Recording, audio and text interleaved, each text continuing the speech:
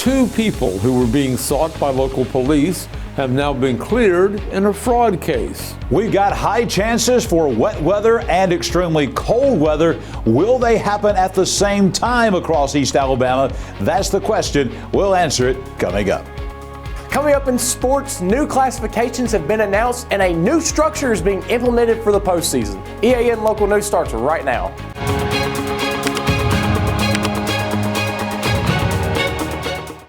This segment of EAN Local News is brought to you by Waldrop Metal Buildings, custom metal buildings built right here in Anniston. Hello, we're glad you could join us. I'm Mike Stedham. Earlier this week, Gadsden police released photographs of two people they wanted to question concerning an investigation into a local fraud case. Thanks to help from the community, police said, those individuals had been identified and located. After further investigation, police officials said the individuals in those photos had been cleared of any wrongdoing in the case. They thanked the public for their help and said their investigation into the fraud case is ongoing. A 70-year-old inmate who's been on Alabama's death row for more than 33 years now faces execution for a murder that took place in 1991 during an armed robbery at the AutoZone store in Talladega. The Alabama Supreme Court this week approved the execution of Charles Lee Burton, and it will be up to Governor Kay Ivey to set a date for that execution. According to court documents, Burton took part in a robbery in August of 1991 in which one of the store's customers was shot and killed. That victim was identified as Doug Battle, who was shot in the lower back. The BAE Systems manufacturing plant in Golden Springs is one of 3 locations that will share the workload from a new $473 million contract with the U.S. Army for more tanks. BAE officials announced this week that the company has been awarded a contract for the production of 40 additional M109A7 Paladin self-propelled howitzer sets. They include the M992A3 ammunition loading vehicle. Dan Ferber, a program director for BAE Systems, says the weapons provide the firepower that American soldiers need on the modern battlefield. The new contract will also provide additional services, including technical support packages, post-production refurbishment, and welding compliance. Aside from the Anniston facility, the M109A7 is also produced in York, Pennsylvania, and Elgin, Oklahoma. A proposal designed to help veterans find teaching jobs when they leave the military has moved one step closer to becoming a law at the state capitol. Details when we return. Big dreams deserve a strong foundation. Whether you're starting a business, building a backyard shop, or just need more space, Waldrop Metal Buildings is ready to help. Every project is built to fit your vision, your style, and your budget. Let's bring that dream to life. Call Waldrop today.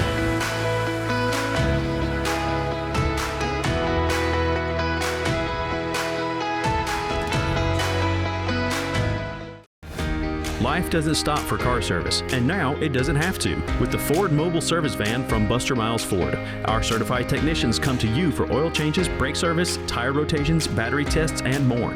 It's the same trusted service now delivered right to your driveway. Schedule your Ford Mobile service today at bustermilesford.com.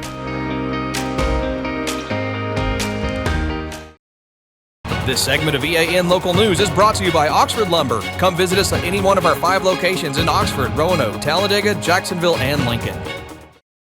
Legislation that would allow qualified veterans to earn a temporary teaching certificate passed the Alabama Senate this week and now moves to the House for a vote.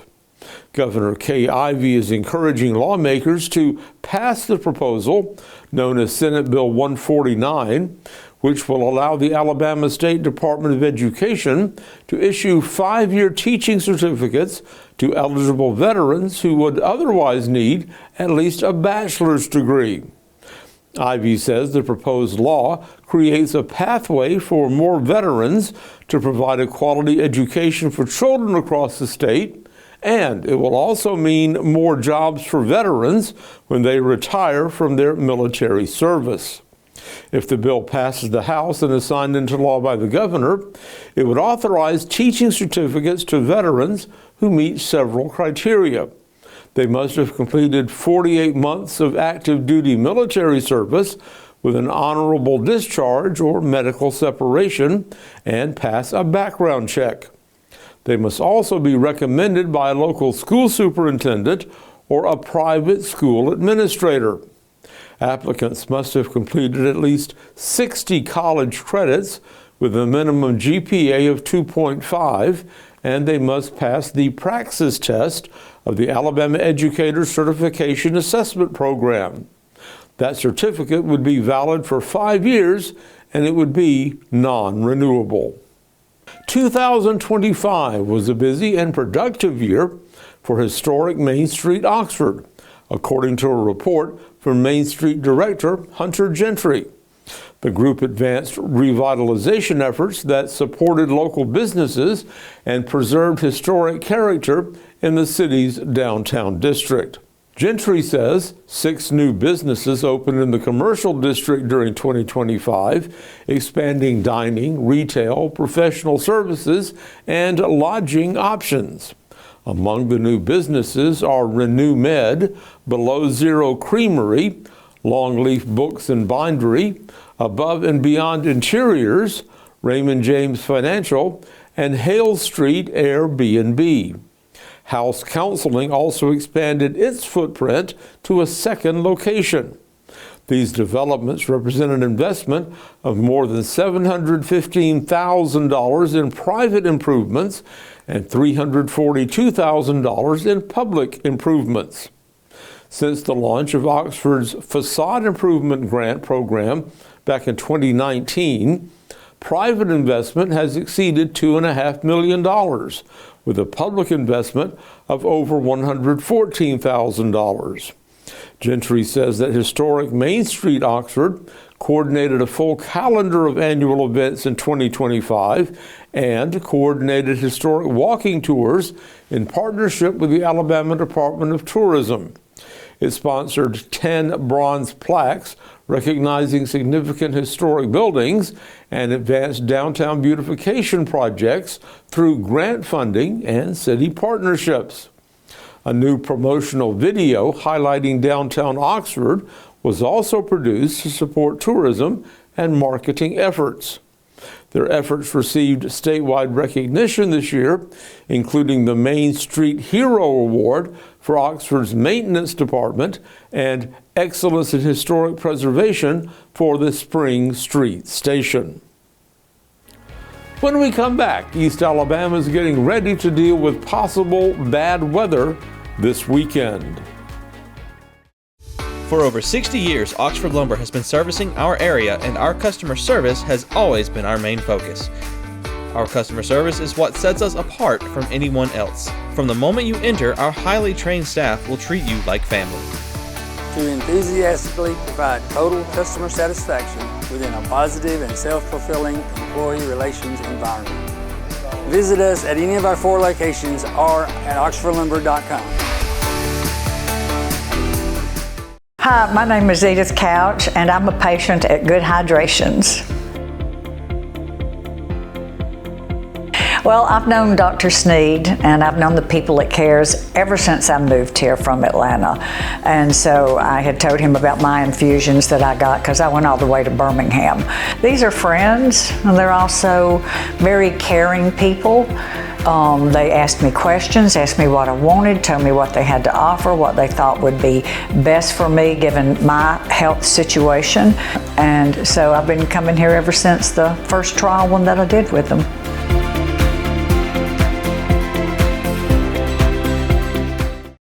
This segment of EAN Mobile News is brought to you by WM Grocery, located in Heflin, Wadowee, Roanoke, and in Piedmont. A winter storm is headed our way, and local governments, utilities, and charities are gearing up to deal with the problems that it could bring. Calhoun County is under a winter storm watch from Saturday morning through Sunday afternoon, and there's still a risk for icy conditions, especially late Saturday into Sunday, with periods of freezing rain possible. While expected ice amounts have decreased, impacts are still possible. Very cold temperatures are expected Sunday and Monday nights. Any remaining moisture on the roads and sidewalks could freeze, creating icy spots beginning Sunday night. City and county leaders are urging residents to exercise extreme caution and travel at their own risk. Beginning late Sunday night and then continuing into Monday morning, Anniston street crews will begin treating city roads that pose the greatest risk for black ice. The RMC Hospital emergency entrance will also be treated to help ensure continued access for emergency services. Nighttime travel is strongly discouraged as conditions will be at their most hazardous. Alabama Power Company will have crews available to deal with the loss of electricity from trees that might fall onto power lines.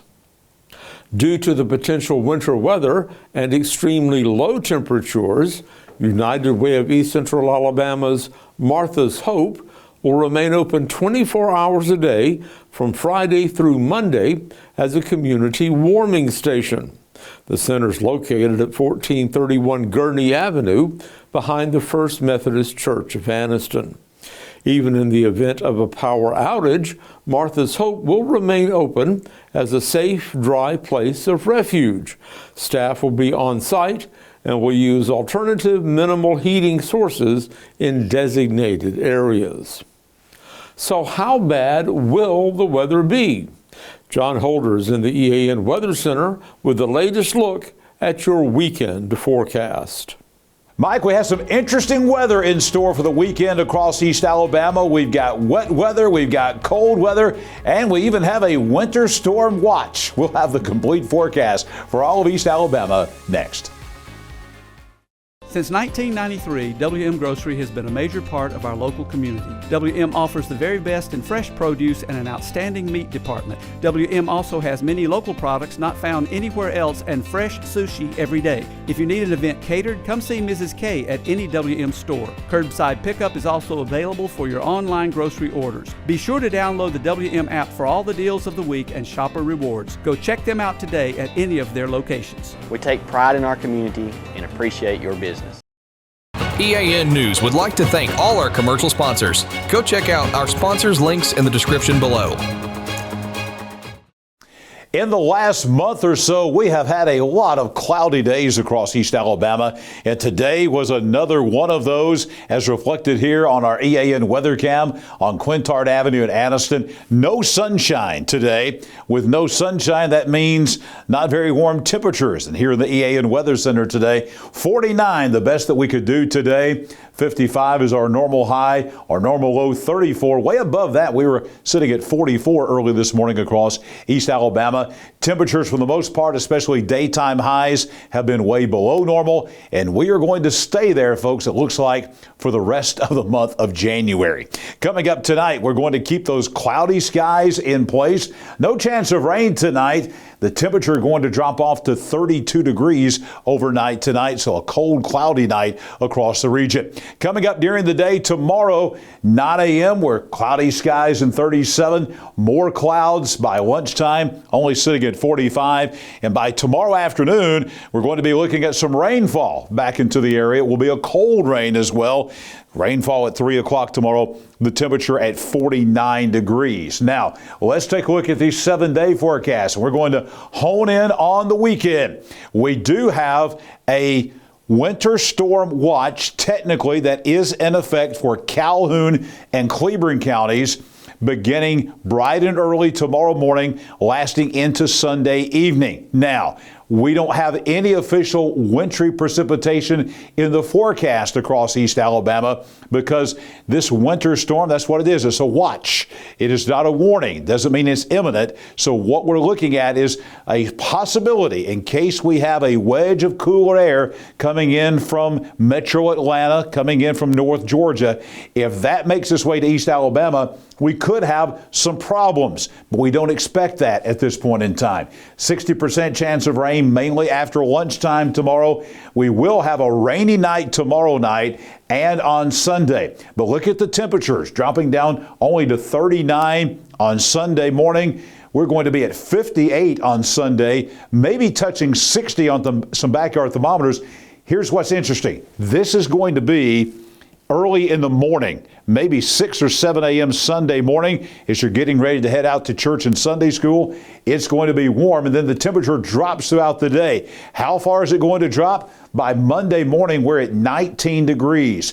This is the area, if we're going to see any kind of winter precipitation, it looks like it might be late in the day on Sunday night. As the rain is leaving, the cold air is rushing in, that's where we might have some freezing problems, but we don't think that is going to be the case. What we will have to look out for on Monday morning is any water that's left, and we're going to get a lot of rain this weekend, maybe 2 or 3 inches of rainfall. Any water that's left will freeze, obviously at 19 degrees, and we're going to be looking at maybe some black ice. That's the reason we have schools that are going to be on delays coming up during the day on Monday. Virtually all the schools around East Alabama, some are closing, some are going to be on delays. Calhoun County School System, for instance, on a 3-hour delay. So check with your local school on that. The reason for the delay is cold temperatures, maybe some black ice. That's not good for traveling, obviously, and for school buses.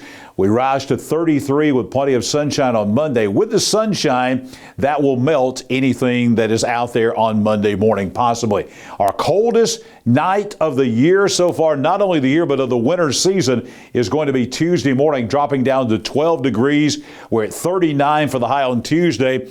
All these temperatures, obviously, except for Sunday morning, are way below the average for this time of year. 43 on Wednesday, where you have another shot of cold air coming in with a dry cold front on Thursday and Friday of next week. Highs back in the 30s at 38, 35 on Friday. These nighttime lows still very frigid weather. 20 degrees on Wednesday and Thursday mornings, back in the teens by next Friday morning. These temperatures, for the most part, are about 15 to 20 degrees below the average, both for daytime highs and nighttime lows. And this is going to take us, it looks like, all the way through the end of January here in East Alabama. Now let's take a look specifically at this winter storm watch.